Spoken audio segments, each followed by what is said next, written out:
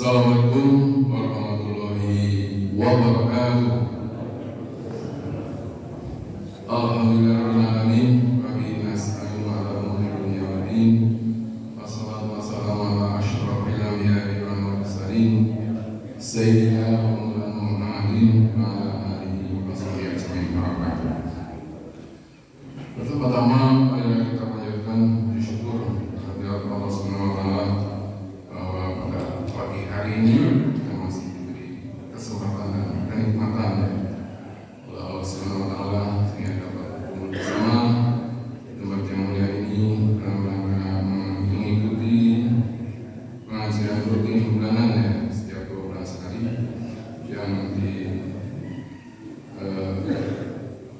kami atas nama pengurus DKM 5 mengucapkan terima kasih yang sebesar-besarnya atas perhatian dan partisipasinya kepada para jamaah Masjid 5 dan para warga RW 09 pada umumnya. Salam dan salam semoga tercurahkan pada junjungan kita Nabi Muhammad sallallahu alaihi wasallam beserta keluarga, para sahabat, para tabi'in dan mudah-mudahan sampai akhir kita semakna ini ke akhir zaman. Bapak Ibu jamaah Masjid 5 yang saya hormati, saya ucapkan alhamdulillahirrahmanirrahim atas nama panitia Idul Kurban 1447 Hijrah yang telah selesai melaksanakan kegiatan sholat sunnah Idul Adha dan dilanjutkan dengan proses penyembelihan hewan kurban dan alhamdulillah berjalan dengan baik serta lancar. Kemudian saya ucapkan jazakumullah khairan kepada segenap bapak-bapak dan ibu-ibu panitia, para shahibul kurban yang telah mempercayakan kepada panitia Idul Kurban DKM 5 sebagai tempat penitipan hewan kurban serta seluruh tim pendukung yang membantu terselenggaranya rangkaian hari raya Idul Adha. Adapun kegiatan tersebut saya akui masih banyak sekali kekurangan dan kehilafannya. Maka pada kesempatan yang baik ini saya atas nama pribadi dan panitia Idul Kurban mohon maaf yang sebesar-besarnya atas kekurangan dan kehilafan baik yang disengaja maupun yang tidak disengaja. Semoga Allah Subhanahu wa taala mengampuni kekurangan dan kehilafan kami tersebut. Itu yang dari panitia ya. Kemudian kami juga atas nama Komisi DKM 5 mengucapkan terima kasih sebesar-besarnya pada Bapak Ibu jamaah Masjid 5 yang telah hadir di tempat ini memenuhi undangan kami. Kemudian yang kedua kepada yang terhormat Bapak Ustaz Muhammad Komarudin yang telah hadir juga memenuhi undangan kami. Semoga acara yang kita selenggarakan pada pagi hari ini dapat ridho dari Allah Subhanahu wa taala dan menjadi barokah bagi kita semua. Adapun susunan acara yang kami telah susun, yang pertama adalah pembukaan, kemudian barangkali ada sambutan-sambutan dari Bapak Ketua DKM, kemudian yang ketiga adalah tausiah pada dirinya, dan yang keempat tanya jawab, dan yang kelima adalah penutup. Baiklah, untuk menyingkat waktu kita mulai saja pada acara pagi hari ini. Sebagai pembukaan kita membaca basmalah bersama-sama. Bismillahirrahmanirrahim. Kemudian acara yang kedua barangkali ada sambutan dari Bapak Ketua DKM 5. Tidak ada, langsung saja. Baiklah, untuk yang acara berikutnya yaitu acara yang ketiga, yaitu tausiah yang akan disampaikan oleh yang terhormat Bapak Ustaz Ahmad Komarudin dengan tema tentang sumber dosa yang harus diwaspadai. Kemudian yang acara yang kedua tentang jawab, dan yang kelima penutup. Berjamaah jangan pulang dulu, kita ngopi bersama di teras masjid ya. Adapun aktivitas dari Pak Ustaz yang pertama adalah sebagai imam tetap ya di Masjid Nurul Falah dan di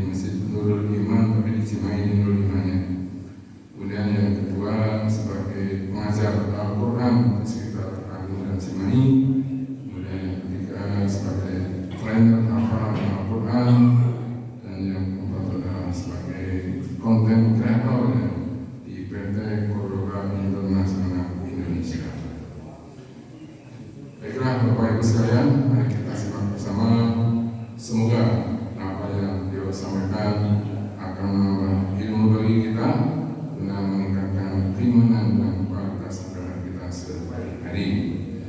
Di akhir acara barangkali ada pertanyaan dari para jamaah, insyaallah nanti akan dijelaskan oleh Pak Ustaz. Kemudian sebagai acara penutup tadi sudah saya sampaikan sama saya pulang dulu, kita mau bersama di teras masjid. Saya kira dari kami cukup sekian. Terima kasih. Kita akhiri. Wassalamualaikum warahmatullahi wabarakatuh. Mana Pak Ustaz dengan Ustaz?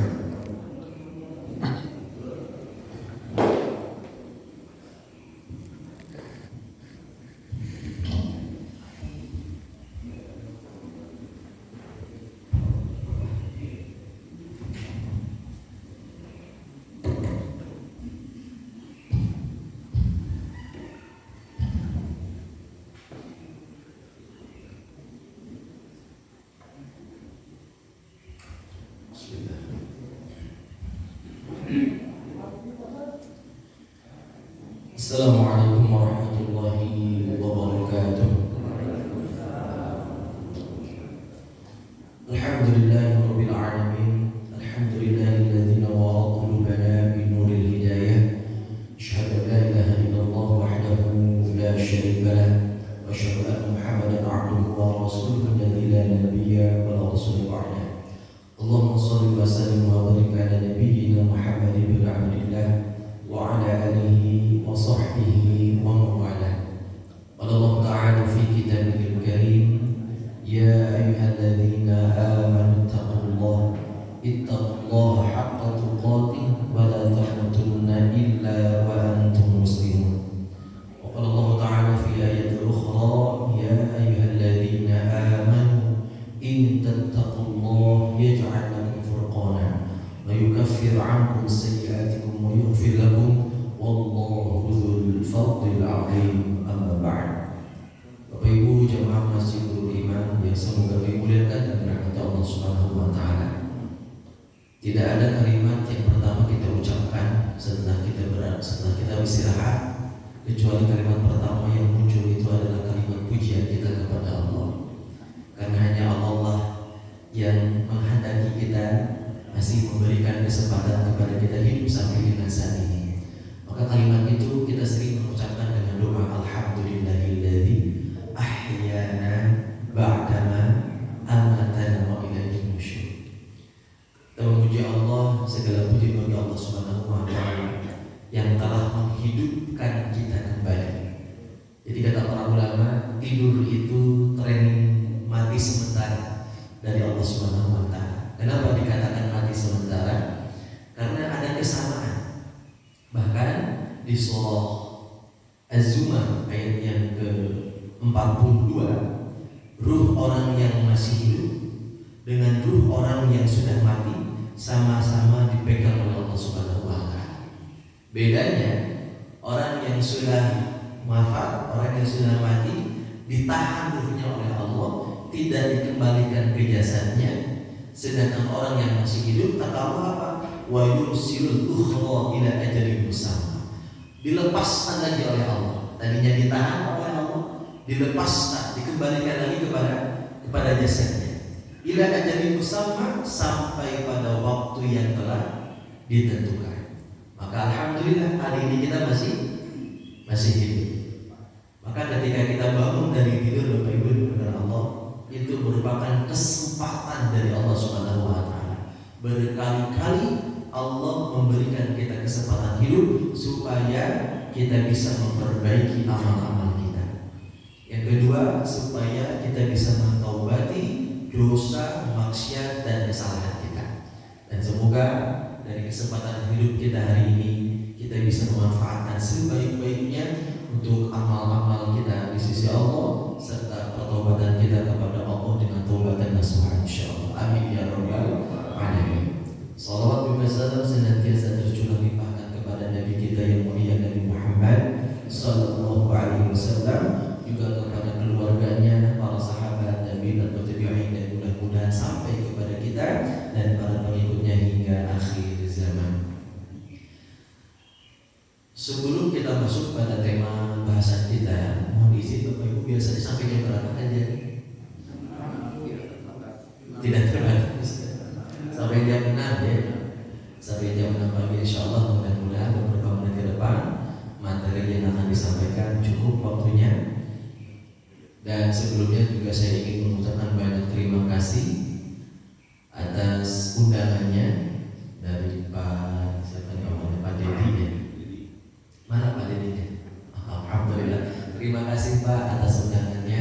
Sebetulnya saya pertama kali kesini itu 2016 ya. 2018. Jadi alhamdulillah di sini ada Pak Dr. Ratanto yang memang pertama kali saya bisa kesini itu lewat beliau, karena beliau dulu belajar Al-Quran Pak secara private sampai sekarang juga alhamdulillah, masya Allah. Kemudian alhamdulillah tahun ini bisa kembali lagi ke sini, bisa hadir bersama dengan Bapak Ibu semuanya. Mudah-mudahan kebersamaan kita hari ini besar harapan saya yang pertama menguatkan silaturahim, tali persaudaraan. Kenapa bukan silaturahim? Kalau silaturahim dalam syariat kita, syariat Islam itu maknanya khusus. Kita menyambung hubungan rahim, hubungan darah itu dengan saudara kita, kakak, adik, paman, bibi. Maka ketika kita berkunjung kepadanya, kemudian ziarah kepadanya, itu disebutnya silaturahim. Tapi kalau misalkan dengan tetangga, dengan jamaah, dengan sahabat, dalam syariat itu disebutnya silaturahim. Kita mungkin tidak dipersaudarakan karena hubungan darah, tapi kita dipersaudarakan karena iman. Siapa yang dipersaudarakannya? Allah Subhanahu wa taala. Innamal mu'minuna ikhwah. Sesungguhnya setiap orang beriman itu bersaudara. Maka niat saya ke sini mudah-mudahan bisa silaturahim atau silaturahim, menguatkan silaturahim. Yang kedua, tujuannya adalah mudah-mudahan meningkatkan iman dan takwa kita kepada Allah Subhanahu wa taala. Tadi di mukadimah saya mengutip 2 ayat. Yang pertama Ali Imran ayat 102, yang kedua di surah Al-Anfal kurang lebih itu di ayat 24-nya kalau tidak salah, di mana Allah berfirman, ya ayyuhalladzina amanu, wahai orang-orang yang beriman. Bapak Ibu, kalau kita membaca Al-Quran atau mendengar ayat Quran lalu diawali dengan kata ya ayyuhalladzina amanu, dalam bahasa Arab ini disebutnya harfun nida. Apa namanya Pak? Harfun nida, kalimat panggilan. Nah, kata Ibnu Mas'ud, setelah kalimat itu biasanya ada 2 yang terjadi, ada perintah atau ada larangan. Nah, ketika yang datang itu perintah, sami'na wa ata'na, kita mendengar, kita taat tanpa beralasan, tanpa bertapi-tapi. Kadang ada orang tuh yang disuruh sabar dan sholat, sholat, tapi Ustaz kan begini begitu. Nah, kita diikhtiarkan, diupayakan untuk taat tanpa tapi. Siap Bapak Ibu? Nah, supaya tidak beralasan, karena ketika datang berita dari Allah pasti baik untuk kita. Lalu Allah memerintahkan, bertakwalah kalian kepada Allah, kemudian dengan takwa yang sebenar-benarnya. Wala tamutunna illa wa antum muslimun, dan janganlah kamu sekali-kali mati kecuali dalam keadaan berserah diri atau muslim. Lalu ketika Allah memerintahkan kita untuk bertakwa kepadanya dengan takwa yang sebenar-benarnya, di surah Al-Anfal Allah sebutkan ya ayyuhalladzina amanu, hai orang yang beriman. Perhatikan jaminan dari Allah, in tattaqullah, jika engkau bertakwa kepada Allah, yang pertama Allah menjamin yaj'al lakum furqana, Allah akan memberikan kepada kita furqan, kemampuan untuk membedakan mana yang baik, mana yang buruk, mana yang benar, mana yang salah, mana yang halal, mana yang haram. Tentu kita bisa membedakan semua itu dengan ilmu. Tapi tidak setiap orang yang berilmu bisa mengamalkan ilmunya. Maka kita butuh furqan. Dalam arti kata lain, furqan itu bisa dikatakan taufik dari Allah Subhanahu wa taala. Apa bedanya Bapak Ibu taufik dan hidayah? Kalau taufik hidayah itu main bulu tangkis, beda. Yang bisa jawab boleh pulang sama Bapak Ibu. Apa bedanya taufik dan hidayah? Sering beda kan? Taufik dan hidayah. Kalau secara harfiah, ya secara terjemahan Bapak Ibu, artinya sama-sama petunjuk, sama-sama hidayah. Tapi secara karakter itu berbeda. Kalau hidayah itu bisa dikatakan secara umum, petunjuk yang sifatnya itu pilihan kepada manusia. Jadi Allah memberikan petunjuk Namun siapa yang mengambil petunjuknya, maka itulah yang diberi hidayah. Contoh, adzan hidayah bukan? Hidayah. Ketika adzan itu terdengar, maka itu menjadi petunjuk untuk kita sebagai tanda masuknya waktu sholat. Berarti sudah ditandai bahwa kita diharuskan untuk segera melaksanakan sholat karena sudah terdengar adzan. Pertanyaannya, apakah setiap orang yang mendengar adzan sholat? Belum tentu. Ya. Contoh lain, Al-Quran, hidayah bukan? Hidayah. Tapi pertanyaannya Bapak Ibu dimulakan Allah, apakah hari ini setiap umat muslim membaca Al-Quran? Belum tentu. Atau ketika dia sudah membaca, apakah dia sudah memahaminya? Apakah dia sudah mengamalkannya? Contoh lain, masjid, hidayah bukan? Hidayah. Karena di dalamnya ada tempat untuk sholat, tempat untuk ngaji, tempat untuk mencari ilmu. Tapi ada orang yang dekat dengan masjid tapi belum pernah ke masjid. Ada orang yang berlalu lalang lewat olahraga mungkin melewati masjid, tapi dia tidak tersentuh hatinya untuk mau datang ke masjid. Nah, itulah hidayah secara umum. Jadi Allah memberikan peluangnya, tapi belum tentu setiap orang mampu mengambil peluang hidayah tersebut. Sedangkan taufik, Bapak Ibu, taufik itu hati yang digerakkan oleh Allah, hati yang didorong oleh Allah, yang dikehendaki oleh Allah untuk mengambil peluang tersebut. Contoh, seperti kita hari ini dapat undangan pengajian, sampai itu kepada kita, maka undangan itu jadi hidayah.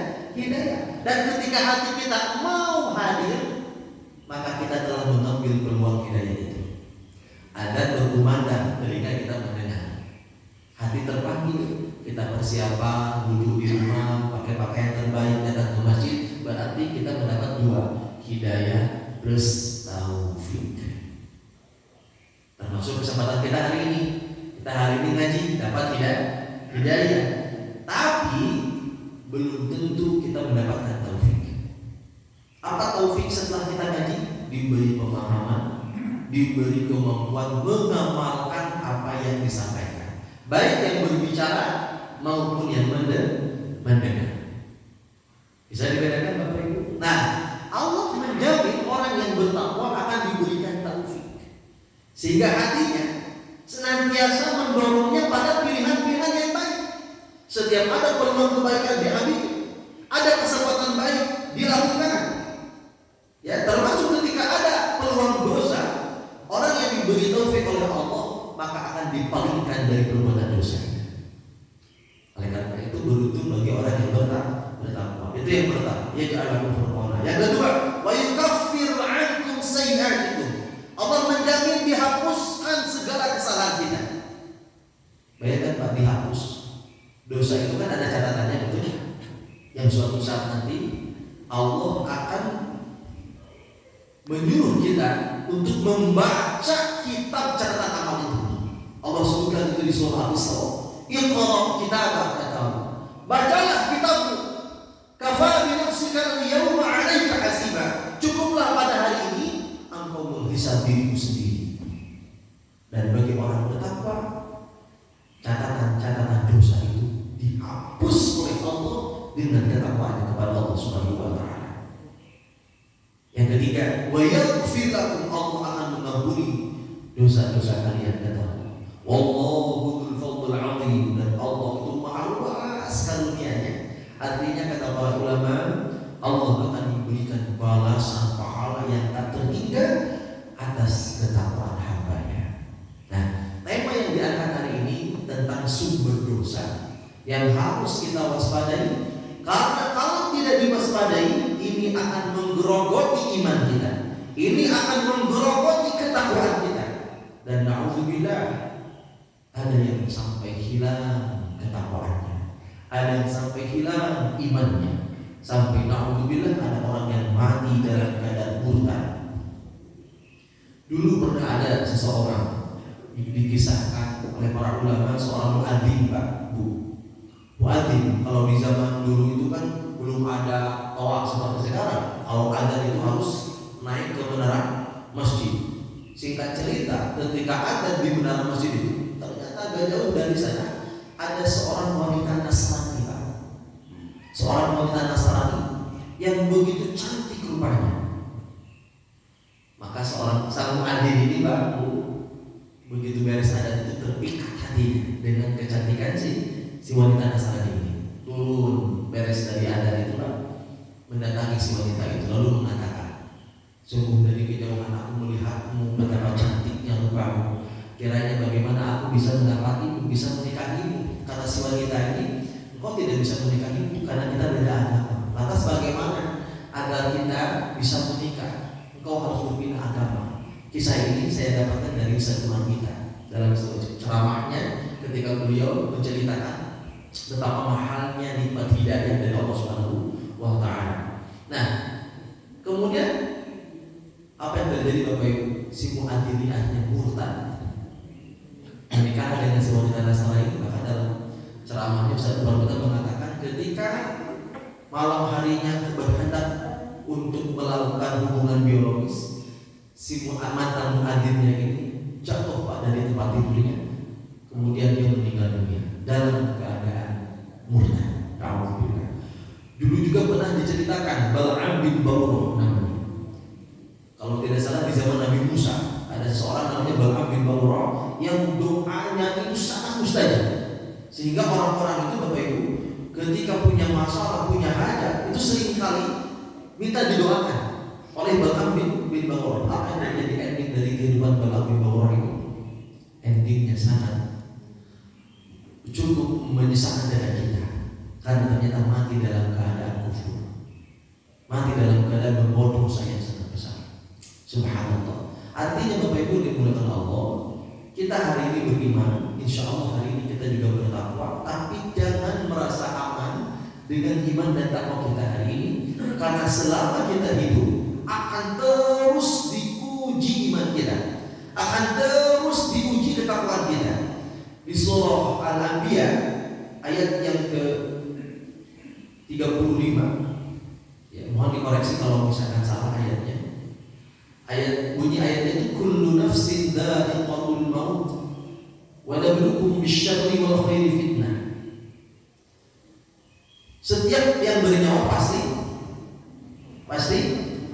bukan pasti mati, Pak. Kalau terjemahannya setiap yang bernyawa pasti mati, itu salah. Ya, karena di sana ada kalimat kullu nafsin dha'iqah. Dha'iq itu artinya merasakan.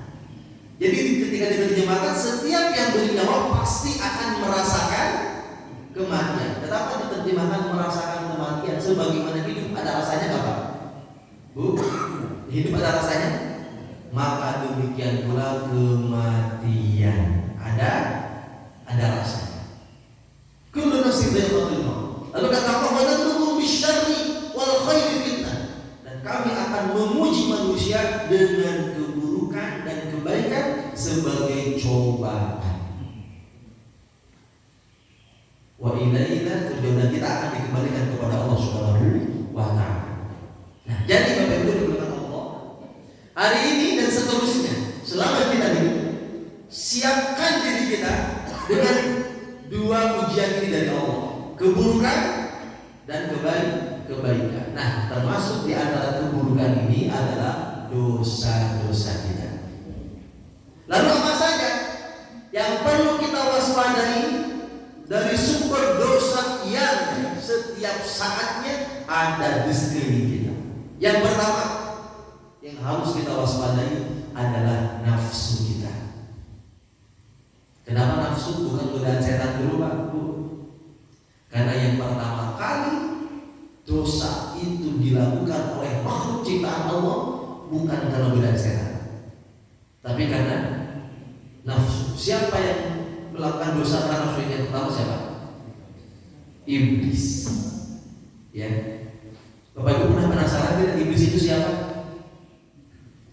Coba jawab. A. Malaikat, B. Jin, C.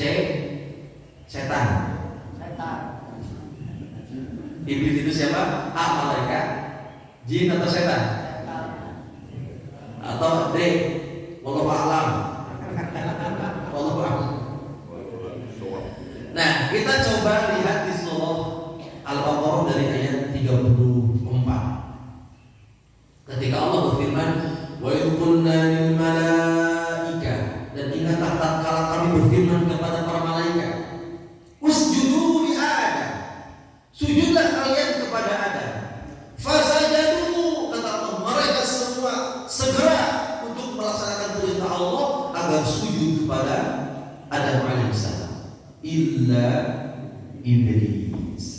Tapi di ayat itu belum dijelaskan iblis yang dimaksud siapa. Bahkan ada yang mengira iblis yang dimaksud di ayat itu adalah para malaikat. Karena ketika Allah berfirman kan ditujukan kepada para malaikat. Ya. Lalu dikatakan ayat setelahnya kalimat berikutnya aba wastakbar. Iblis itu dia enggan serta menolak untuk sujud dan menyombongkan dirinya kepada Allah.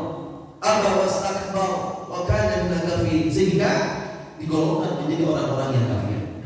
Nah, kita mengetahui jawaban yang pasti tentang siapa iblis itu di surah Al-Kahfi ayat 50. Mirip kalimat awalnya, wa idh qulna lil malaikati isjudu li Adam fasajadu illa iblis kana minal jinni fa fasaqa an amri rabbih.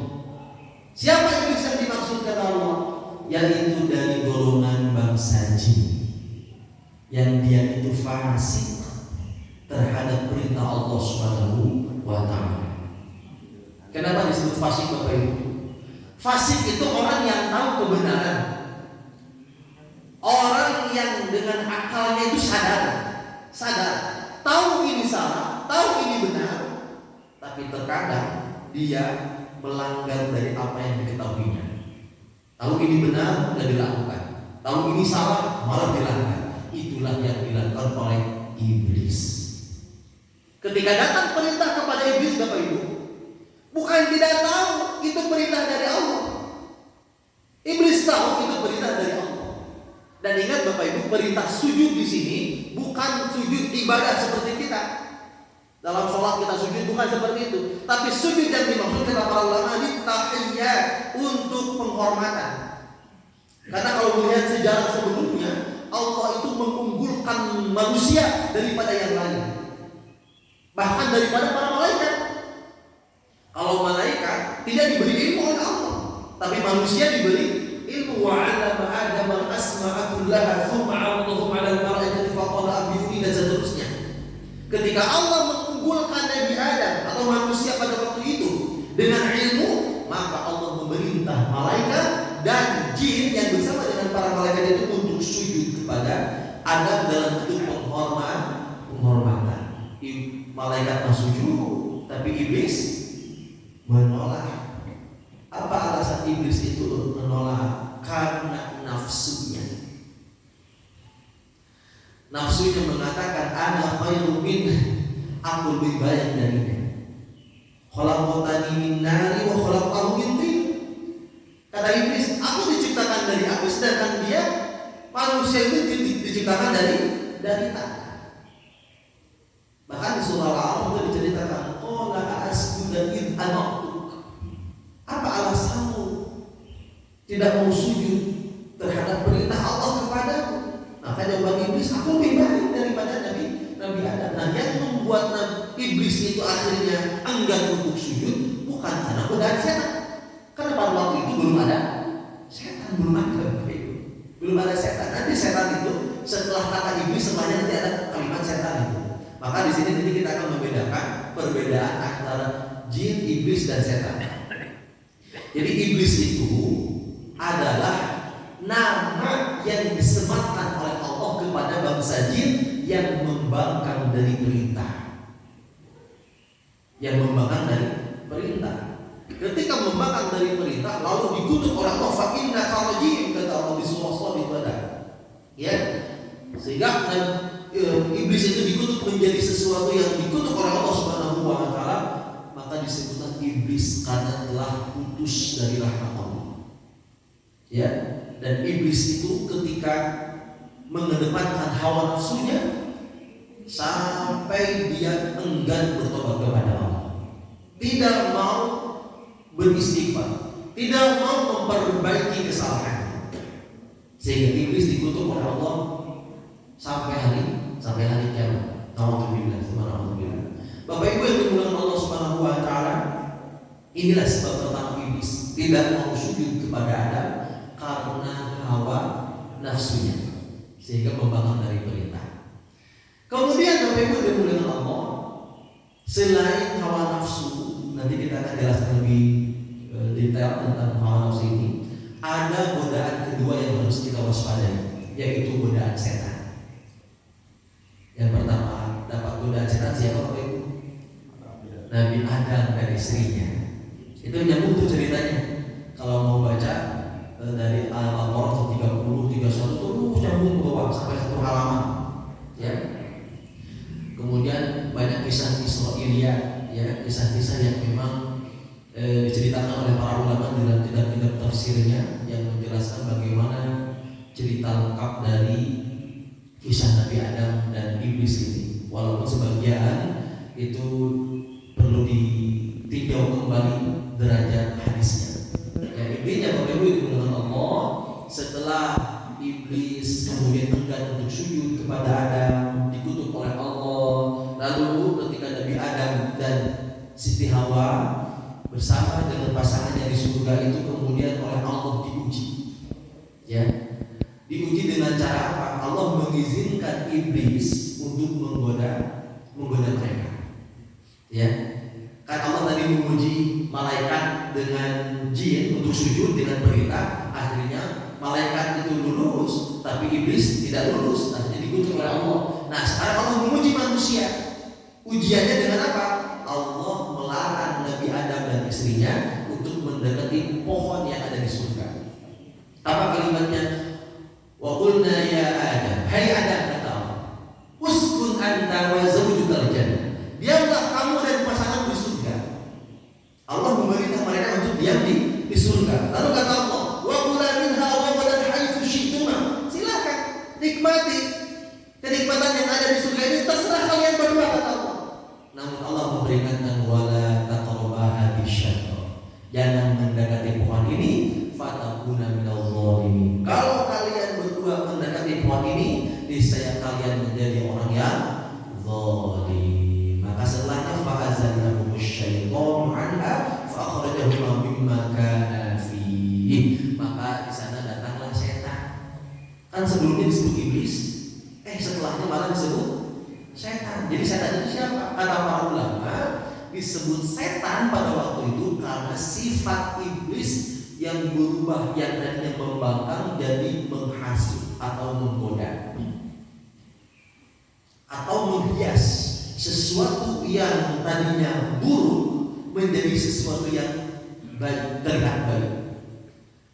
Termasuk tadi Allah melarang mendekati pohon yang ada di sana. Ya, ada yang menyebutnya pohon khuldi, padahal secara tekstual itu nggak ada. Nama buah khuldi itu nggak ada. Ya, namun sering disebut buah khuldi itu karena di sana disebut katanya, kata para ulama tafsir Bapak Ibu ya, iblis itu menggoda Nabi Adam dengan mengatakan kalau kau memakan ini pohon keabadian, kau akan semakin kekal di surga ini. Maka disebut pohon khuldi. Ya, padahal secara istilahnya tidak ada, hanya tadi ketika disebut pohon khuldi sebagai pohon keabadian, akhirnya Nabi Adam dan istrinya pun tergoda. Ya, Allah padahal sudah melarang jangan mendekati pohon ini, ternyata malah memakan buah yang ada di dalamnya. Kan disuruh itu jangan mendekati pohonnya, ini yang terjadi malah memakan buahnya. Sama seperti larangan zina, ada nggak? Jangan berzina, ada nggak di dalam Quran? Saya belum menemukan secara tegas ayat yang menegaskan jangan berzina. Tapi yang ada wala taqrabuz zina, jangan mendekati zina. Kan mirip dengan larangan Allah kepada Nabi Adam. Hai Nabi Adam, wala taqrabah hadhihi syajarah. Jangan engkau mendekati pohon ini. Termasuk dengan larangan zina tadi. Artinya mendekatinya saja tidak boleh, apalagi melakukannya. Termasuk larangan mendekati zina itu dari pandangan, dari ucapan, dari pendengaran, dari hati. Kita sudah dilarang oleh Allah mendekati peluang-peluang untuk kita bisa berzina. Lalu bagaimana kalau zina itu dilakukan? Maka jelas konsekuensinya sangat besar. Nah, jadi Bapak Ibu Allah, sumber dosa kedua yang akan menyelimuti manusia selain hawa nafsu adalah godaan setan. Karena godaan setan inilah yang mengeluarkan Nabi Adam dan istrinya dari surga. Bapak Ibu yang dimuliakan Allah Subhanahu wa taala, kita sedikit berbicara tentang hikmah sikap terhadap dosa. Apa sih yang membedakan dosanya iblis dengan dosanya Nabi Adam? Halo? Apa bedanya Bapak Ibu? Kalau iblis dosanya apa? Membangkang dari perintah. Kalau Nabi Adam melanggar larangan. Jadi kata para ulama, dosa itu tidak akan jauh dari dua hal tadi, antara membangkang dan melanggar. Tahukah Bapak Ibu makna takwa itu apa? Makna takwa itu mematuhi perintah, menjauhi larangan. Maka barang siapa yang menjaga dua hal tadi, mematuhi perintah, menjauhi larangan dari Allah Subhanahu wa taala, di surah Al-Anfal yang tadi disampaikan, itu jaminannya diberikan furqah, dihapuskan kesalahan kita, diampuni dosa, diberikan pahala tak terhingga. Bahkan terkait dengan rezeki juga ada kaitannya dengan takwa. Wa may yattaqillaha yaj'al lahu makhraja wa yarzuqhu min haitsu la yahtasib. Bahkan dari seluruh ibadah yang diperintah oleh Allah, ujung-ujungnya supaya kita jadi orang yang bertakwa. Ibadah kurban kembali, apa kata Allah di surah Al-Hajj? La yanalallahu luhumha wa la dimauha. Tidak akan sampai darah dan daging hewan kurban itu kepada Allah. Yang sampai itu apa Bapak Ibu? Walakin yanaluhu taqwa minkum. Yang sampai itu ketakwaan kalian kepada Allah Subhanahu wa taala. Yang ibadah haji, yang umroh, apa kata Allah? Wa tazawwadu bermakna. Kalau mau ibadah haji, umroh itu harus punya bekal. Tapi apa kata Allah? Fa inna khairaz zadi taqwa. Sebaik-baik bekal adalah ketakwaan. Berbicara tentang puasa, apa ujung dari puasa? La'allakum tattaqun. Dari semua rangkaian ibadah yang diperintahkan oleh Allah kepada kita supaya kita jadi orang bertakwa. Dan surga itu banyak ayat dalam Quran dijadikan oleh Allah kepada orang yang bertakwa. Innal muttaqina fi jannati wa 'uyun. Innal muttaqina fi jannati wa na'im. Innal muttaqina fi dhilali wa 'uyun. Innal muttaqina mafaza. Banyak ayat-ayat Allah menjamin ketakwaan. Siapa yang bertakwa, Allah jamin surga, Allah jamin kemudahan, ampunan dan penghapusan dosa. Nah, jadi Bapak Ibu dimuliakan Allah, waspadai hawa nafsu kita, karena itu yang menjadi godaan pertama dari hidup kita. Waspadai godaan setan, karena itu yang menjadi musuh yang nyata sampai kita wafat. Allah menyatakan inna syaitana lakum aduwwun fattakhidhuhu aduwwa di surah Fatir ayat yang ke-6. Sesungguhnya setan itu adalah musuh yang nyata bagimu, fattakhidhuhu aduwwa, maka jadikanlah setan itu seperti musuh. Jadikanlah setan itu seperti musuh. Kalau kita menghadapi musuh, apa yang kita lakukan? Pasti latihan, pasti persiapan. Betul? Gak mungkin tiba-tiba bertarung dengan musuh tanpa latihan, tanpa persiapan.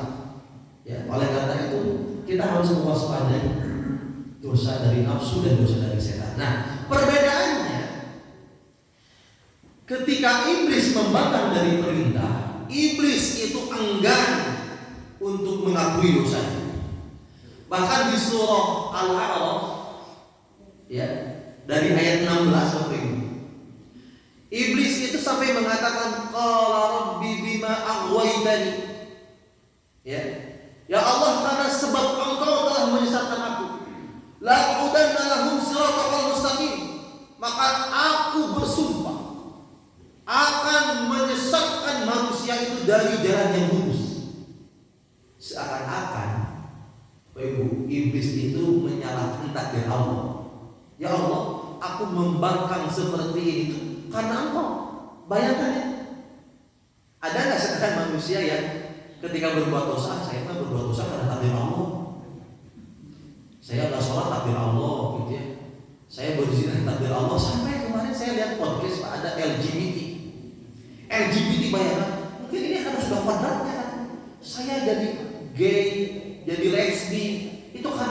subhanallah. Ini mirip dengan perkataan iblis.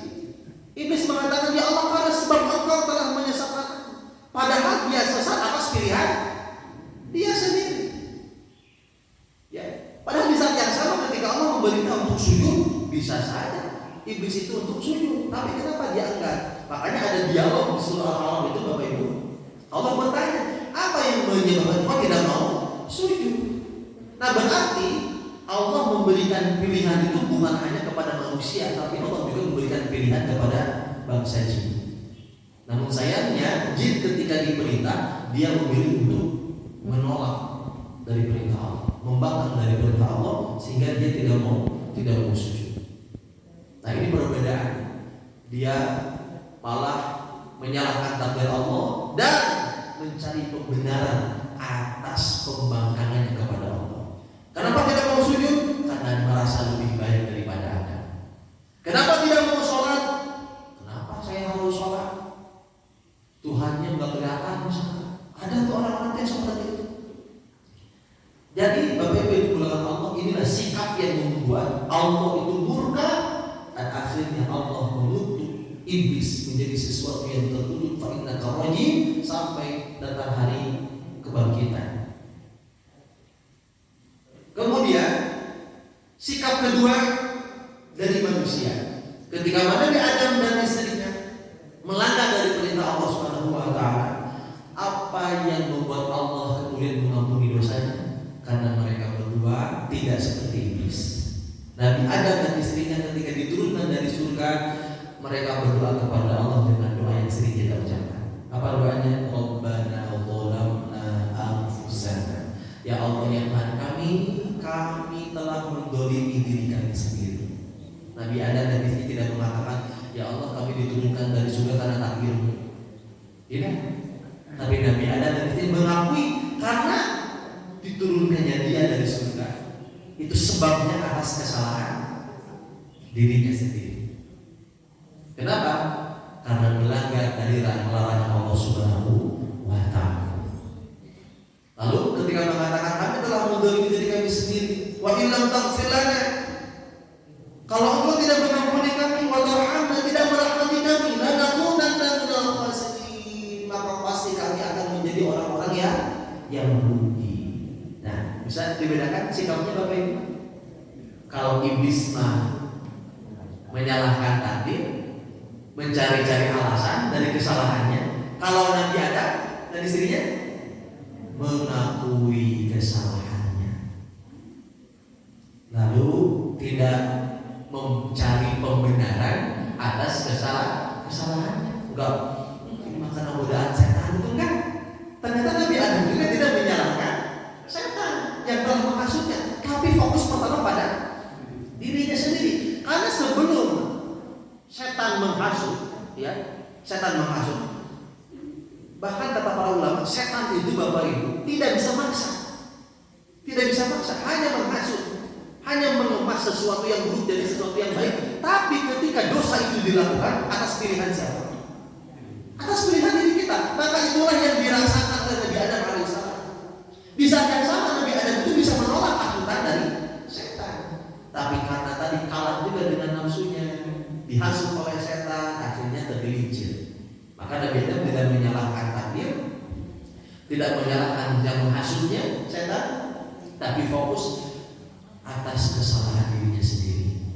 Kenapa tidak nurut kepada perintah Allah? Kenapa malah mengikuti bisikan setan atas pilihan dirinya sendiri? Maka ketika bertobat kepada Allah, ampuni kami ya Allah, ilam taghfirana, kalau Allah tidak mengampuni kami, yang kedua watarhamna, Engkau tidak merahmati kami akan menjadi orang yang merugi. Inilah sebabnya kenapa Nabi Adam dan istrinya diterima taubatnya oleh Allah Subhanahu wa taala. Nah, jadi Bapak Ibu yang dimuliakan Allah, kita bisa memahami bahwa sumber dosa yang berbahaya bagi diri kita, yang pertama itu hawa nafsu. Karena Allah berfirman, inna nafsa la'amaratun bisu', surah Yusuf ayat 52 ayat 3 dia. Sesungguhnya nafsu itu cenderung mendorong pada keburukan, mendorong kita pada kemaksiatan. Illa ma rahimah Rabbi kecuali nafsu yang dirahmati Allah. Siapa contoh yang lulus dari hawa nafsu ini? Kisah Nabi Yusuf alaihissalam. Nabi Yusuf itu dihadapkan oleh Allah dengan ujian yang sangat besar. Ujiannya laki-laki itu bukan pada harta, bukan pada jabatan. Yang paling tinggi itu pada wanita. Ya, sesoleh apapun, sealim apapun, kalau sudah dihadapkan dengan wanita, bisa lemah imannya. Nabi Yusuf pun demikian Bapak Ibu. Bayangkan ketika digoda oleh wanita, seorang wanita yang punya pangkat, istri raja, istri Al-Aziz, bayangkan, seorang raja. Bahkan ketika mau berzina itu sudah nampak auratnya, dibuka di hadapan Nabi Yusuf alaihissalam. Maka kalau bukan atas pertolongan Allah, Nabi Yusuf itu bisa terkena fitnah yang luar biasa. Makanya dikatakan illa ma rahima Rabbi, siapa yang diselamatkan Allah, nafsu yang dirahmati Allah Subhanahu wa taala. Jadi ada para ulama yang menyebutkan bahwa yang dirahmati oleh Allah itu ketika dalam hatinya itu masih ada kehendak untuk taat kepada Allah, ada rasa takut sekalipun keinginannya ini berbuat dosa. Ya, tapi Allah Maha mengetahui kondisi hati seseorang sehingga Allah menyelamatkannya. Yang tadinya mau tergoda, tapi Allah tahu bahwa dalam hatinya itu ada keinginan untuk taat, untuk takut kepada Allah, gitu ya. Namun tadi ada sisi lemahnya manusia. Ada yang tidak lulus, ada yang lulus. Dan Nabi Yusuf alaihissalam ketika itu bisa lulus dari fitnah yang luar biasa. Nah, jadi Bapak Ibu yang diberkahi Allah Subhanahu wa taala, tentang nafsu ini juga yang nanti akan disesali oleh banyak manusia. Di surah Al-Mu'minun halaman terakhir paling atas ada ayat yang mengatakan begini: Alam takun ayati tutla 'alaikum fakuntum biha tukadzibun. Bukankah kami, kata Allah, telah membacakan ayat-ayat itu kepadamu, fakuntum biha tukadzibun, namun engkau selalu mendustakannya. Lalu mereka mengatakan, qalu rabbana ghalabat 'alaina shiqwatuna. Mereka mengakui kepada Allah, Bapak Ibu, apa yang mereka akui? Ya Allah, ya Tuhan kami telah dikuasai oleh kejahatan kami. Shiqwatuna di situ kata Imam Al-Qurtubi itu maknanya nafsu. Nafsu yang sering dituruti, nafsu yang sering mendorong pada keburukan, kemaksiatan, kejahatan, dan dia selalu kalah dengan itu, sehingga mengikuti kejelekan-kejelekan nafsu. Maka di akhirat dia akan mengakui, ya Allah, kami ngaku sering mengikuti hawa nafsu. Wakunna kemudian syahwatuna wakunna qaumul dhalin, dan akhirnya mereka mengakui termasuk di antara golongan yang sesat. Akibat apa Bapak Ibu? Mengikuti hawa nafsu. Lalu ketika minta kepada Allah, Rabbana akhrijna ya Allah, keluarkan kami dari neraka ya Allah. Fa in udna fa inna zalimun. Kalau kami kembali lagi ke dunia mengikuti nafsu kami, mengikuti kejahatan kami, mengikuti segala kemaksiatan yang kami lakukan, maka kami termasuk orang yang zalim. Kira-kira Allah percaya kita Bapak Ibu? Tidak. Karena ketika hidup di dunia sudah berapa kali dikasih kesempatan, 30 tahun, 40 tahun, ya, sudah dikasih kesempatan hidup, bahkan pernah berazam, bertekad akan mengulangi lagi, faktanya mengulangi lagi, gitu lagi, sampai akhirnya dia pulang dalam keadaan tidak bertobat kepada Allah. Maka Allah dengan tegas mengatakan, qala khsa'u fiha wa la tukallimu. Diamlah, tinggallah dengan hina, jangan berbicara lagi dengan aku. Subhanallah. Allah sangat murka. Kenapa? Karena Allah sudah memberikan umur, memberikan usia, memberikan kesempatan, rezeki, kesehatan, kelapangan rezeki dan lain sebagainya, tapi tidak digunakan dengan baik. Di surah Fatir 37 itu yang paling mengerikan. Wa hum yastarihuna fiha, kata Allah. Mereka berteriak di dalam neraka itu. Rabbana akhrijna na'mal shalihan ghayra alladzi kunna na'mal. Ya Allah, keluarkan kami dari neraka, kami akan beramal soleh yang berlainan dengan yang dulu pernah kami tinggalkan, yang dulu yang pernah kami lakukan. Apa kata Allah? Awalam nu'ammirkum ma yatadakkaru fihi man tadakkara wa ja'akum nadhir. Bukankah kami, kata Allah, telah memanjangkan usiamu untuk berpikir, bahkan telah datang seseorang yang memberi peringatan kepadamu. Fadzuqu wa ma lidh-dhalimina min nasir. Maka rasakan, kata Allah, akibat dari perbuatan ini, akibat dari perbuatanmu ini, dan tidak ada penolong seorang pun atas orang-orang yang zalim. Nauzubillah. Jadi Bapak Ibu yang dimuliakan Allah, kita semua pasti berbuat dosa, pasti. Ya, tidak akan pernah bisa luput dari perbuatan dosa.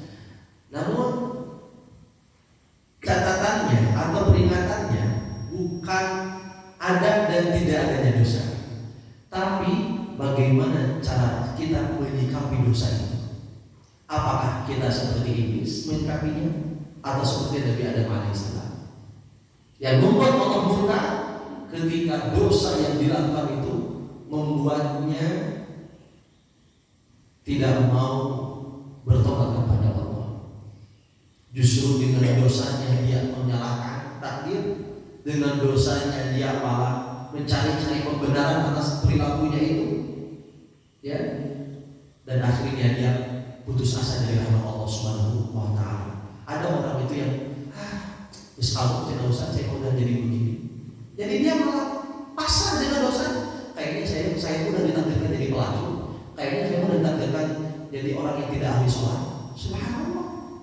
Padahal di saat yang sama dia masih punya kesempatan untuk memperbaiki. Jangan sampai seperti iblis. Tapi dia tidak seperti Nabi Adam dan istrinya, yang ketika jatuh pada kesalahan, jatuh pada perbuatan dosa, mau mengakui, mau memperbaiki, dan mau beramal saleh. Ya, tinggal beberapa menit nih, Bapak Ibu dengan Allah. Kemudian ada sebab dosa yang berikutnya, ada yang ketiga. Yang ketiga ini hubud dunia, cinta dunia. Pada asalnya kita tidak dilarang untuk memiliki dunia ini. Bahkan kita diperintah oleh Allah untuk menjadi khalifah fil ardh, menjadi pemimpin, ya, di alam semesta ini. Kita tidak dilarang untuk mencari harta sebanyak-banyaknya, jadi orang kaya, jadi punya jabatan, tidak dilarang. Yang dilarang itu ketika cinta dunia dalam hati kita berlebihan. Kata para ulama, simpan dunia itu dalam genggaman tanganmu, jangan simpan di dalam hatimu. Ya, karena kalau dunia sudah di hati, dia akan berusaha dengan segala cara untuk mencari dunia itu sampai tidak peduli antara yang halal dan haram. Asal dia dapat dunia itu, diterobos itu segala yang haram. Nauzubillah. Kalau orang sudah cinta dunia, itu bisa buta dengan kehidupan akhirat. Padahal Allah sudah memperingatkan di surah Toha di halaman terakhir itu ada ayatnya, wala tamuddanna 'ainaika ila ma matta'na bihi zahratal hayatad dunya.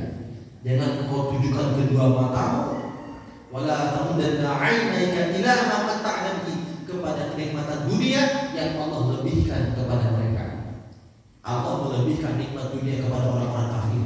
Maka kita dilarang oleh Allah untuk menunjukkan pandangan mata kita kepada mereka. Kenapa ya mereka nggak sholat tapi lancar rezekinya? Kenapa mereka tidak beriman tapi rumahnya bagus, usahanya lancar? Dilarang. Karena dunia ini adalah ujian buat kita. Gitu. Bapak Ibu yang diberkahi Allah Subhanahu wa taala, maka ketika orang sudah cinta dunia, yang dilarang itu menghalalkan segala cara untuk mendapatkannya sampai dia lupa berbekal untuk kehidupan akhirat, dia lupa untuk ibadah. Alhamdulillah. Ya, kita berdoa kepada Allah mudah-mudahan saudara-saudara kita yang memang beraktivitas di dunia diluruskan oleh Allah niatnya, diluruskan juga caranya agar jangan sampai membangkang dari perintah Allah dan melanggar dari aturan Allah Subhanahu wa taala. Sangat disayangkan ada misalkan yang jualan dari sore maghribnya lewat, isyanya lewat. Ada yang jualan di malam hari subuhnya lewat, gitu ya. Subhanallah. Memang tidak semuanya, tapi ada. Oknum-oknum yang seperti itu ada, Bapak Ibu. Kita tidak menghakimi mereka, tapi kita berusaha mengambil ibrah. Ya, apa yang membuat mereka kok bisa meninggalkan sholat? Kok bisa tidak mau ngaji? Nah, apakah pengetahuan tentang dunianya, dunia ini bakal selamanya atau bagaimana? Ketahuilah Bapak Ibu, senikmat-nikmatnya dunia ini bukan surga. Artinya bakal kita tinggalkan, bakal sirna, tidak abadi. Dan sehina-hinanya dunia ini, kita punya masalah, banyak sekali problematika. ketika dalam kehidupan kita ingat ini bukan neraka, semua bakal berakhir. Oleh karena itu Allah banyak menawarkan kepada kita. Contoh seperti di surah Al-Qasas ya, di ayat 69 bahwa kehidupan di dunia ini sifatnya sementara ya. Kehidupan dunia ini sementara, sedangkan di sisi Allah ada kehidupan akhirat yang lebih kekal. Afala ta'qilun? Apakah kamu tidak memperhatikan? Apakah kamu tidak memperhatikan bagaimana Allah menjanjikan nikmat surga di akhirat dibandingkan nikmat dunia? Jadi hati-hati dengan perasaan yang mendominasi tentang kehidupan dunia ini. Kemudian yang terakhir, hati-hati sumber dosa kita itu adalah dari teman dekat kita atau lingkungan hidup kita, pasangan, anak, kemudian orang tua, saudara, tetangga, termasuk lingkungan di mana kita berada, di tempat bekerja, ya, di komunitas. Hati-hati, karena ada yang menjadi sumber dosa buat kita. Betapa banyak istri yang mengalah karena perintah suami, keundangan nggak usah pakai baju syari, pakai yang seksi katanya. Subhanallah. Si istri karena nggak punya kuasa, akhirnya mengalah. Maka suami jadi dosa buat istrinya. Dan anak juga demikian. Betapa banyak anak yang menjadi fitnah buat orang tuanya, pengen motor, ayahnya nggak mampu, akhirnya ada yang mencuri gitu. Ketika ditanya kenapa mencuri, Pak, anak saya pengen motor, nggak punya uang tuh. Subhanallah. Hati-hati Bapak Ibu. Bahkan dalam Al-Quran juga ada potret keluarga yang tidak ideal juga. Contoh kisah Nabi Nuh alaihi salam. Nabi Nuhnya seorang nabi, tapi anaknya Kanaan durhaka kepada ayahnya. Istrinya Nabi Nuhnya nabi, tapi istrinya membangkang. Istrinya tidak patuh kepada suaminya. Ibrahim, seorang nabi Allah, kekasih Allah, ayahnya Azar durhaka kepada Allah Subhanahu wa Ta'ala. Ternyata godaan dosa itu ada dari lingkungan kita. Bahkan di zaman Nabi ada kisah Abu Nu'aim ya. Beliau pernah bertemu dengan Nabi, mendengar dakwahnya Nabi, namun karena sahabatnya Ubay, seorang yang munafik, menggoda, menghasut Abu Nu'aim ini, akhirnya dia tidak jadi masuk Islam dan mati dalam keadaan kufur. Artinya betapa sangat besar sekali pengaruh orang-orang yang ada di dekat kita. Sampai di surah Al-Quran, supaya dicatat ayatnya, ada kalimat di mana orang-orang yang dulu berteman dengan teman yang buruk akan menyesal. Surah Al-Furqan ayat 28 sampai 29. Ya wailata laitani lam attakhidh fulanan khalila laqad adallani 'anil dzikri ba'da idh ja'ani. Mereka akan menyesal, betapa celakanya aku. Kenapa aku dulu menjadikan si fulan itu jadi teman dekatku. Alhamdulillah. Akhirnya dia menyesal. Dia mengucapkan kalimat ini dengan penuh penyesalan karena dulu berteman dengannya. Termasuk dalam memilih pasangan hidup, ya. Jangan sampai kita salah dalam memilih, agar tidak kita sesali nanti di akhirat. Jadi Bapak Ibu, kesimpulannya sumber dosa yang harus kita waspadai, yang pertama bersumber dari hawa nafsu. Solusinya maka banyak berlindung kepada Allah, berdoa kepada Allah. A'udzubika min syarri nafsi wa min syarri syaitonir syirki. Ini doa yang ada di dalam zikir pagi dan petang yang tidak pernah ditinggalkan oleh Nabi Sallallahu Alaihi Wasallam. Jadi Nabi berlindung kepada Allah pertama dari nafsunya. A'udzubika min syarri nafsi. Ya Allah, aku berlindung kepadamu dari buruknya nafsu. Bahkan Nabi Muhammad SAW pun berlindung kepada Allah dari nafsunya. Ya, yang kedua godaan sumber dosa itu yang kedua adalah dari godaan setan. Maka kita banyak berlindung kepada Allah. Kalau tadi dengan nafsu, kita banyak berlindung, banyak berdoa, dan banyak berpuasa. Serta pastikan memfilter apa yang dilihat, dipilih-pilih Kalau yang baik kita lihat, yang buruk jangan dilihat. Itu akan membangkitkan nafsu kita. Termasuk punya keinginan A, B, C. Contoh banyak para istri itu Bapak Ibu, lihat orang lain jalan-jalan ke Paris misalkan, pengen ke Paris. Lihat jajan ini, pengen jajan ini. Itu dipengaruhi dari apa yang dilihat.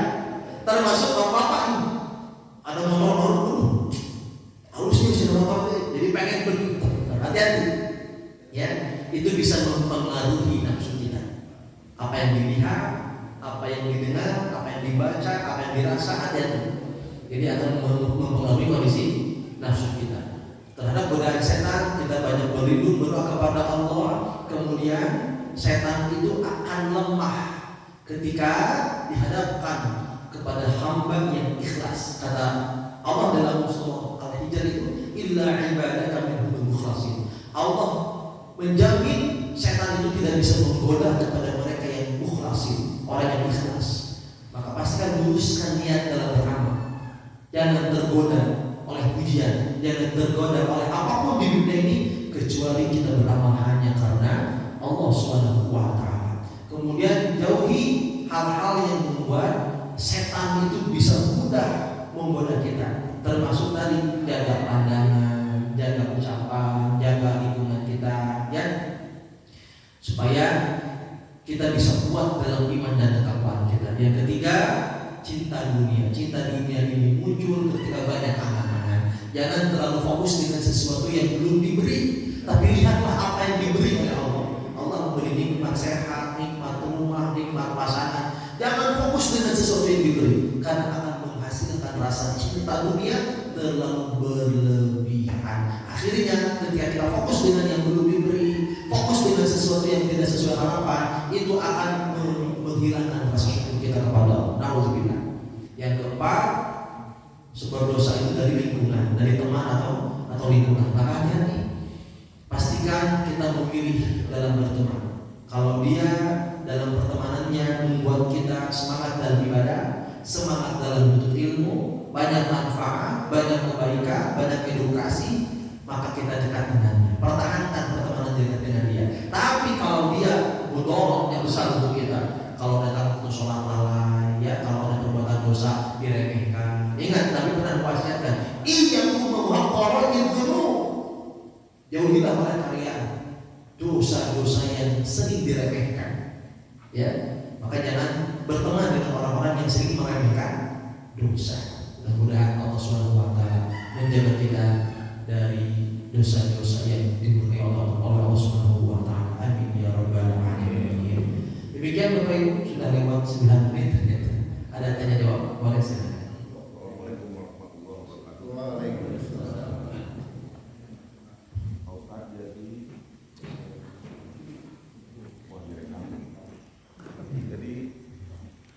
Saya mempunyai pikiran persepsi bahwa dosa di zaman medsos, AI, artificial intelligence,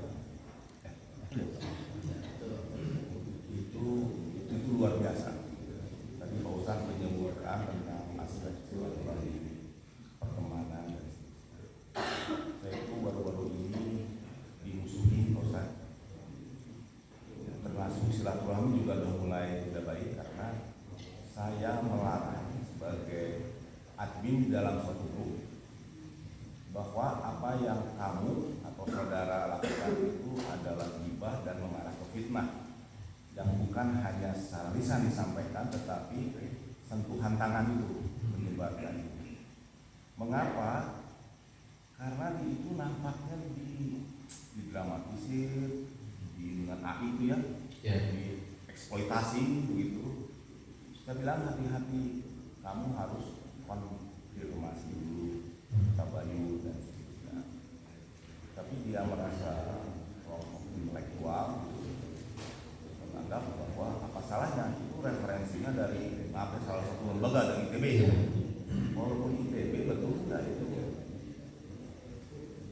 dan itu mengkaitkan dengan aspek politik. Nah, pertanyaannya itu Ustaz, apakah sikap saya itu benar bahwa atau saya harus minta maaf kepada mereka karena mereka itu mundur Ustaz. Mundur kelihatan dari tidak mau menyapa, kedua kabur, tidak ketika ada kegiatan yang saya adakan itu mereka tidak mau bergabung. Nah itu sikap saya itu dilematis juga gitu, yang ingin silaturahmi ternyata, tapi ini juga jangan sampai kita bayangkan aja bos, sekali saya bilang sekali klik kamu tuh bukan hanya lokal, regional, nasional, dunia pun bisa melihat gitu. Apalagi dengan AI itu, aduh ya Allah, orang tuh bisa direkayasa. Jadi kan bapak ibu ini kalau sering ngirim foto itu dengan mudah itu direkayasa bahwa kita itu lagi melakukan maksiat dan sebagainya. Nah makanya mohon pencerahan, terima kasih. Baik, Masya Allah. Memang berat Pak tugas untuk berdakwah atau mengingatkan itu ya. Kita perlu ingat bahwa yang membuat kita itu menjadi umat terbaik di surah Ali Imran 110 gitu ya. Karena kita dihadirkan oleh Allah, ukhrijat linnas ta'muruna bil ma'ruf, diperintah untuk menyampaikan atau mengajak manusia mengerjakan yang kebaikan. Namun jangan lupa yang kedua, watanhauna 'anil munkar, mencegah mereka dari kemungkaran. Dan biasanya orang itu lebih suka kepada yang ma'ruf, diajak senang. Tapi kalau sudah dicegah, diingatkan, mulai memberontak. Ya. Dan sebetulnya memang dari dulu begitu Pak, akan selalu ada orang yang gak suka, yang gak terima, dimusuhi, sampai tadi putus silaturahmi. Gitu. Dan insya Allah apa yang Bapak lakukan itu sudah benar, dan sebagai konsekuensi dari dakwah itu ya seperti tadi akan mengalami penolakan dan sikap-sikap yang mungkin jadi tidak enak untuk kita. Bahkan kalau kita belajar dari Nabi Ibrahim itu diutus oleh Allah di tengah-tengah masyarakat. Dalam kondisi masyarakat itu banyak yang menyembah patung, menyembah bulan, bintang, sampai matahari disembah. Bukan hanya disuruh berdakwah kepada masyarakatnya Pak, ayahnya yang membuat patung juga harus didakwahi, termasuk yang ketiga pemimpinnya. Lalu Bapak Ibu, apa konsekuensi dari dakwah Nabi Ibrahim? Ditangkap dan dibakar sampai akhirnya diusir. Jadi memang berat Pak mengingatkan begitu ya. Namun kewajiban Bapak sudah benar mengingatkan, kemudian juga mengedukasi tahap yang benar itu seperti ini, tabayun terlebih dahulu, kemudian jangan memprovokasi. Dan semoga mungkin dari sikap setelah itu orangnya jadi tidak mau hadir, jadi bunuh gitu ya. Masya Allah, doakan kebaikan saja. Lalu sudah ada 4 tahun sarwanan gitu ya. Kita tetap mengajak, mengingatkan gitu ya. Karena Allah yang akan memberikan pahala. Jangan sampai kita juga malah jadi gibah. Siapa saja diberinya hotel gitu, gimana misalnya tidak, jangan sampai begitu. Kita tetap dengan akhlak yang baik, mengingatkan, mengajak. Ya, kalau ada undangan juga tidak sampai lagi diundang, itu tetap diundang. Tapi kalau tetap seperti itu sikapnya, insya Allah itu tidak jadi dosa buat kita. Dan kita juga mendoakan semoga yang sikapnya seperti itu diberikan taufik dan hidayah oleh Allah Subhanahu wa Ta'ala. Karena memang berat Bapak Ibu, diberi nasihat itu berat, diingatkan. Ya saya pernah mengingatkan salah seorang katakanlah ustaz, udah senior, udah sepuh, ketika baca surah Al-Kafirun pada kata wa ana abidu, itu malah wa ana abdi baca panjang. Lalu saya katakan, Ustaz, mau izin kayaknya itu dibaca pendek. Jadi kesannya saya menerima siapa? Dari mana? Ya gelarnya apa sih? Jadi segala kita subhanallah. Karena benar berat untuk menerima nasihat, masukan itu berat. Ya subhanallah, mudah-mudahan kita bisa dilembutkan hatinya untuk senantiasa bisa menerima nasihat. Karena ancamannya gak main-main.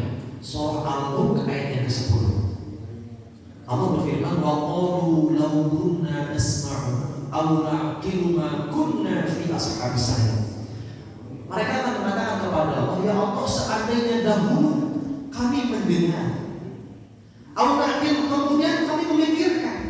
Seandainya kami dulu mendengar, kami memikirkan nasihat yang disampaikan, ma kunna fi ashabis sa'ir, maka tentu kami tidak akan menjadi penghuni neraka yang menyala-nyala. Jadi kata guru saya, para ulama ketika menafsirkan ayat ini sangat berkaitan dengan orang yang menerima dakwah. Menerima dakwah dapat nasihat, ayatnya sudah sampai, ustadznya, syekhnya, ulamanya sudah sampai, tapi akhirnya dia tidak mau mendengar dan tidak mau memikirkan, kayak nafsi-nafsi aja gitu, sendiri-sendiri. Terus saya sedang urusan diri masing-masing, subhanallah. Padahal kita memang diperintah untuk saling mengingatkan, termasuk mencegah juga sama, mencegah agar orang itu tidak berbuat dosa. Ya, Allah akan bisa. Itu saja. Barangkali ada lagi, boleh silakan. Terima kasih Ustaz. Pada awalnya dosa disebut dengan penciptaan manusia itu cuma 3, simpel sekali sebenarnya. 1, angkuh, kejadiannya di langit, terdakwanya adalah iblis, efeknya tambah membangkang. Yang kedua adalah amat, kejadiannya di surga, terdakwanya adalah Adam dan istrinya, efeknya dia minta ampun dan menyesal. Yang ketiga adalah iri, kejadiannya di bumi, terdakwanya adalah Qabil dan Habil, efeknya kita mengetahui bagaimana cara menguburkan jenazah.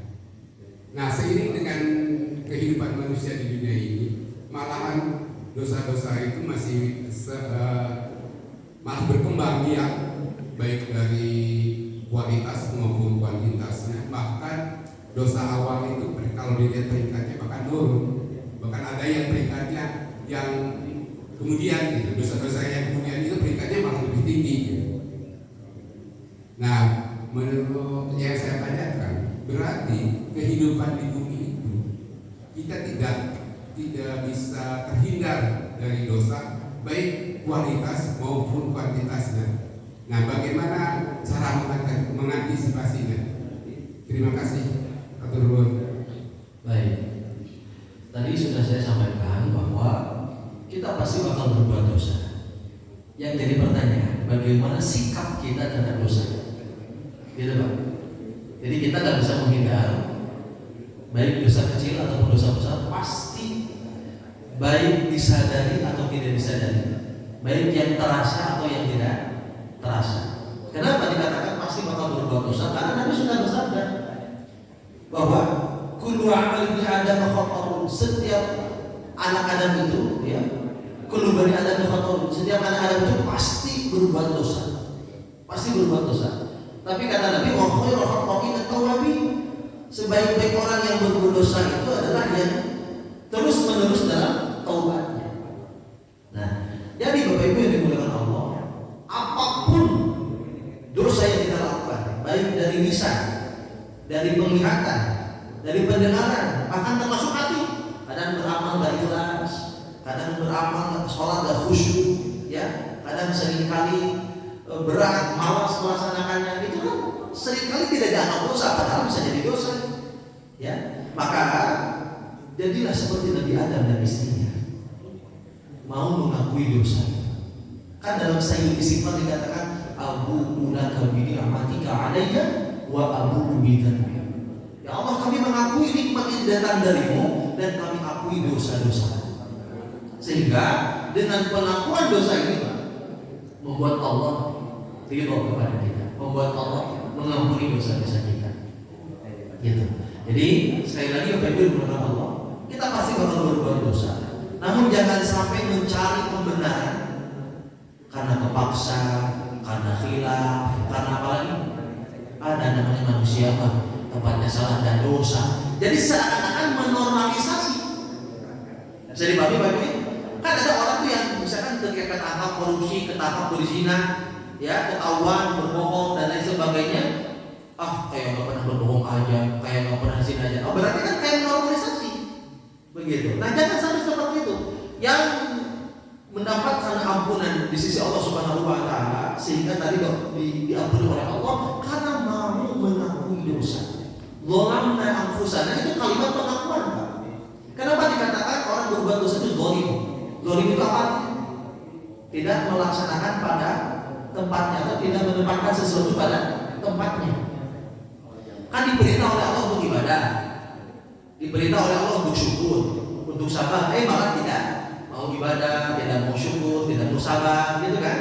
Berarti dia zalim. Ketika diperintah nggak mau nurut, dia zalim. Kenapa disebut zalim? Karena tubuh kita milik siapa? Milik Allah. Ya, ruh ruh kita ditiupkan oleh Allah, jasad kita diciptakan oleh Allah. Maka di surah Al-Infitor, ya, masih di awal-awal kalimatnya ada kata begini dari Allah. Ya ayyuhal insan, wahai manusia, ma gharraka bi rabbikal karim. Apa yang memperdayakanmu kau durhaka kepada Allah? Alladzi khalaqaka fasawwaka fa'adala. Padahal Allah yang telah menciptakanmu. Allah susun tubuh kita dengan seimbang. Tuh. Jadi Allah mengingatkan kepada kita, jangan sampai salah dalam menyikapi dosa. Kenapa Allah menyebut orang-orang yang bertobat, yang dicintai oleh Allah? Innallaha yuhibbut tawwabina wa yuhibbul mutatahhirin. Karena yang membuat manusia itu jadi mulia ketika dia sadar berbuat dosa, dia salah, dia mau mengakui tanpa gengsi. Sedangkan iblis mah gengsi, Pak. Jadi dikutuk oleh Allah Subhanahu wa taala, tidak gengsi, tidak putus asa, yang mau bertobat kepada Allah. Sampai dalam hadis qudsi Allah pernah berfirman, Bapak Ibu yang Allah, terhadap hamba yang terus-menerus mengulang dalam perbuatan dosanya. Kata Allah apa Bapak Ibu? Selama dia mau bertobat, Allah akan ampuni dosa. Terus kalau udah tobat dosa lagi bagaimana? Allah akan ampuni selama dia bertobat. Sampai silahkan, haitsu syi'tum, terserah kalian mau berapa kali berbuat dosa, selama mau bertobat Allah akan ampuni. Tapi ingat, selain Allah Maha Pengampun, inna adzabi lasyadid, Allah juga sangat besar siksaannya.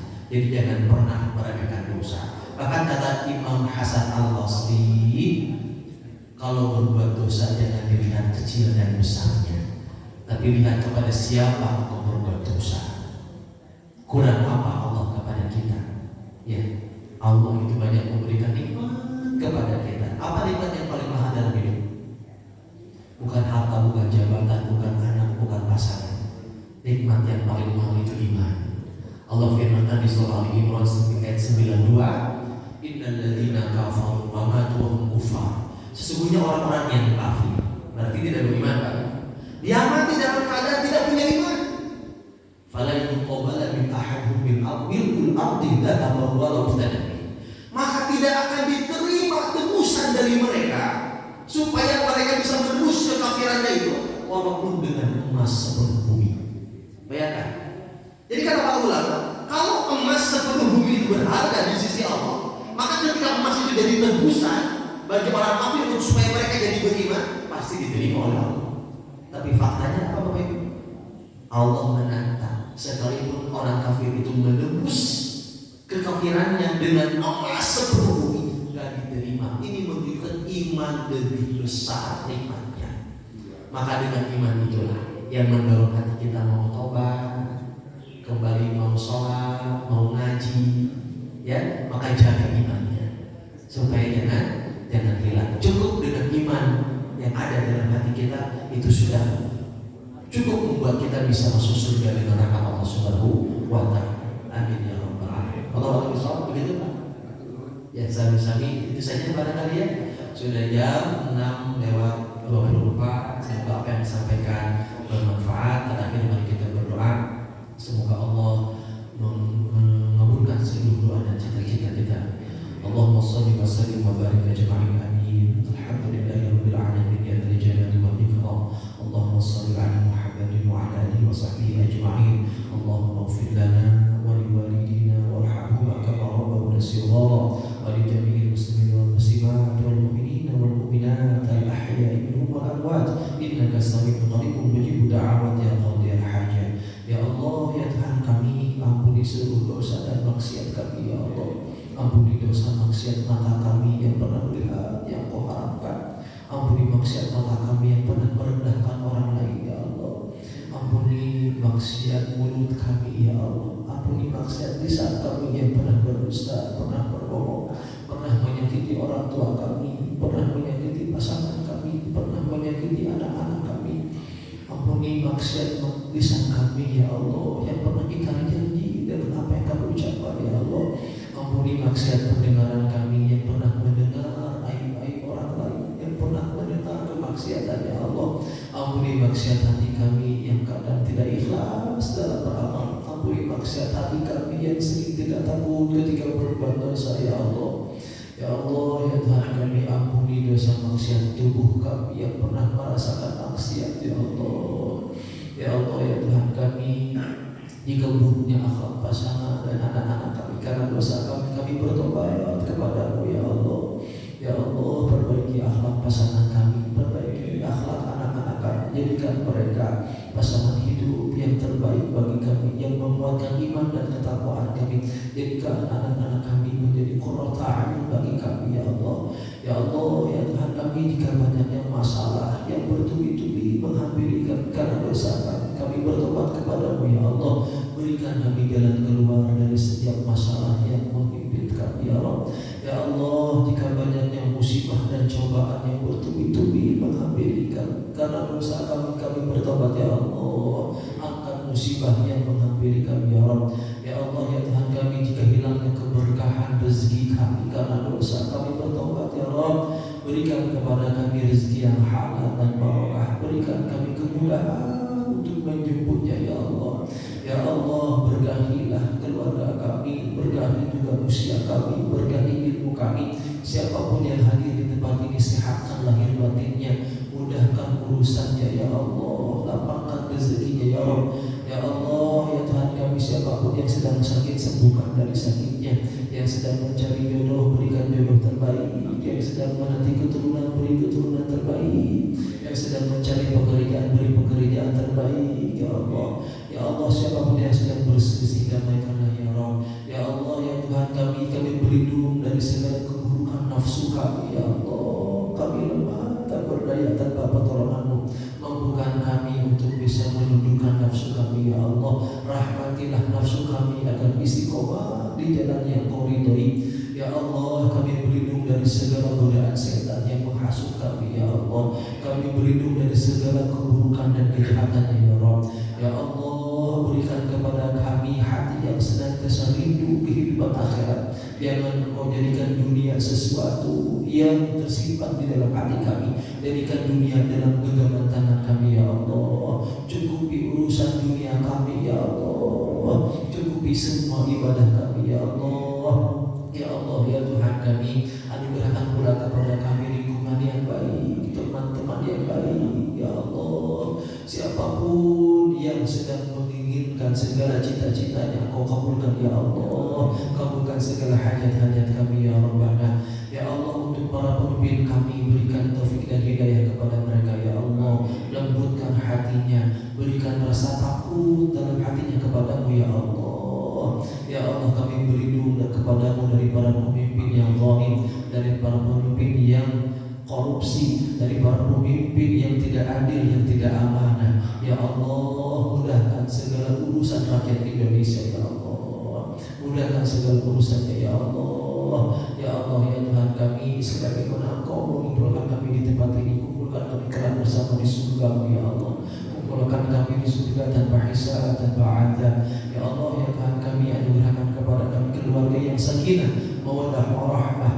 Berikan kepada kami rezeki yang halal dan barokah. Anugerahkan kepada kami taufik dan hidayah agar kami istiqomah dalam ibadah sampai husnul khatimah. Rabbana atina fid dunya hasanah wa fil akhirati hasanah wa qina adzabannar. Walhamdulillahi rabbil alamin.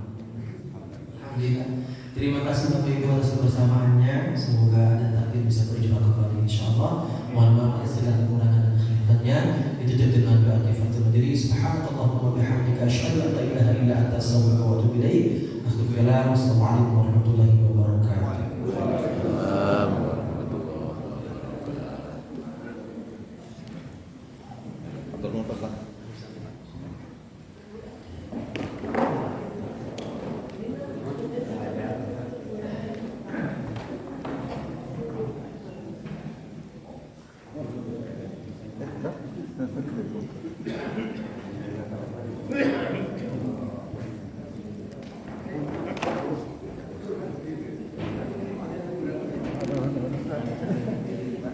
Tinggal di mana?